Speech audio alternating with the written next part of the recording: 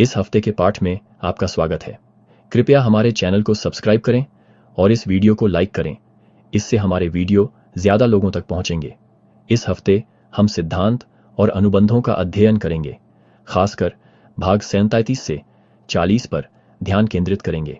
इस हफ्ते हम प्रभु की योजना में एकता और विश्वास के विषय पर चर्चा करेंगे। आइए सिद्धांत और अनुबंध भाग 37 के पद 3 से 4 से शुरू करते हैं।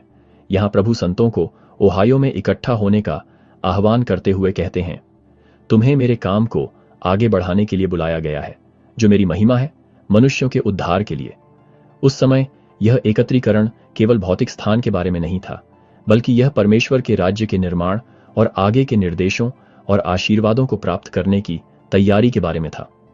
ओहायो पृथ्वी पर प्रभु के कार्य को व्यवस्थित करने और दिव्य ज्ञान प्राप्त करने का एक केंद्रीय स्थान बन जाएगा।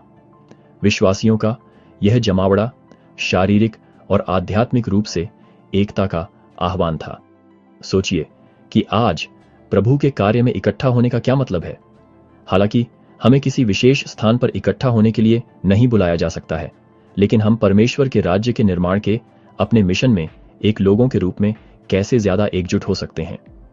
सिद्धांत और अनुबंध भाग 38 के पद 34 से 37 में प्रभु एकता के महत्व पर जोर देते हुए कहते हैं, ताकि तुम एक हो जाओ जैसे मैं एक हूं और मैं तुम में रहूं और तुम मुझ में रहो, ताकि हम एक हो सकें। मसीह के शरीर में एकता न केवल एक आज्ञा है, बल्कि एक आशीर्वाद भी है। प्रभु चाहता है कि हम उद्देश्य में, मिशन में और एक दूसरे के लिए प्रेम में एक हों। जैसे जैसे हम मसीह और एक दूसरे के साथ एक होते जाते हैं, हम उसका काम पूरा करने और उसके करीब आने के लिए और अधिक सुसज्जित होते जाते हैं। इस बारे में सोचें कि आप अपने रिश्तों में एकता को कैसे मजबूत कर सकते हैं, चाहे वह परिवार, दोस्तों या चर्च के साथी सदस्यों के साथ हो।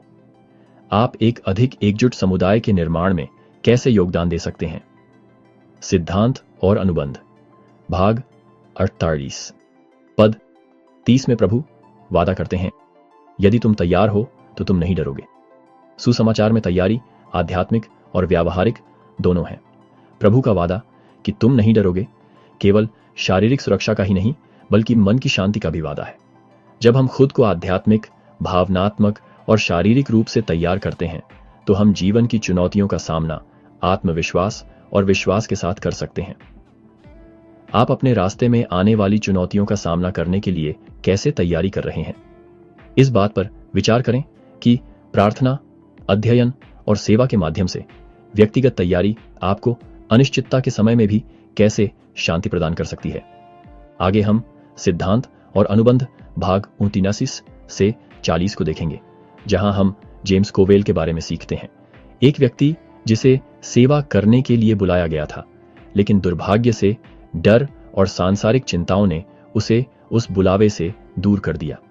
जेम्स कोवेल की कहानी हमें सिखाती है कि दुनिया की चिंताओं से विचलित होना आसान है, लेकिन परमेश्वर के निर्देशों का पालन करना जरूरी है। ये भाग परमेश्वर की इच्छा का पालन करने के लिए तैयार रहने के महत्व पर प्रकाश डालते हैं, तब भी जब इसके लिए त्याग या चुनौतियों की आवश्यकता हो।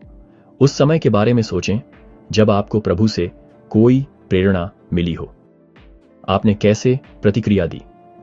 आपने अपने जीवन में उस पर और अधिक पूरी तरह से भरोसा करने के बारे में क्या सीखा। सिद्धांत और अनुबंध भाग 40 पद 12 में प्रभु बताते हैं कि जेम्स कोवेल अपनी बुलाहट पर अमल करने में विफल रहे, क्योंकि वे दुनिया की चिंताओं से अभिभूत हो गए थे। दुनिया की चिंताएं हमें सुसमाचार से दूर कर सकती हैं, चाहे वह धन हो, सफलता हो या आराम की इच्छा हो। यह याद रखना महत्वपूर्ण है कि सांसारिक विकर्षण कभी कभी प्रभु के आह्वान का उत्तर देने की हमारी क्षमता में बाधा डाल सकते हैं। हम दुनिया की चिंताओं से अभिभूत होने से कैसे बचें? अपनी प्राथमिकताओं को नियंत्रण में रखने और परमेश्वर की इच्छा का पालन करने पर ध्यान केंद्रित रखने के लिए हम क्या कर सकते हैं?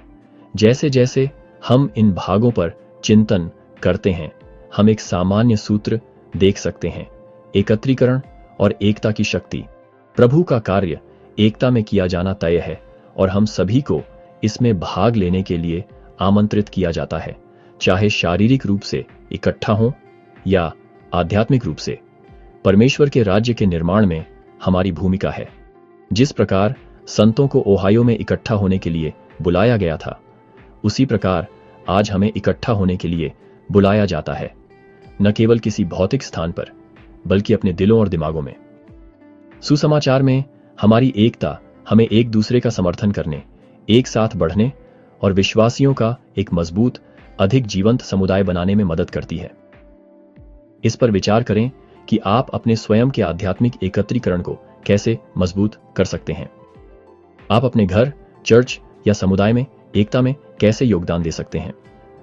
जब हम सिद्धांत और अनुबंध भाग 47 पद 40 का अध्ययन करते हैं, तो हमें याद रखना चाहिए कि एकता और तैयारी प्रभु के कार्य की कुंजी है।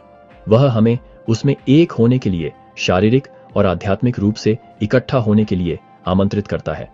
जैसे जैसे हम उसके निर्देशों का पालन करते हैं, हम उसकी सेवा में शांति और आनंद पा सकते हैं। ये शिक्षाएं केवल शुरुआती संतों के लिए नहीं हैं, ये आज हमारे लिए भी हैं।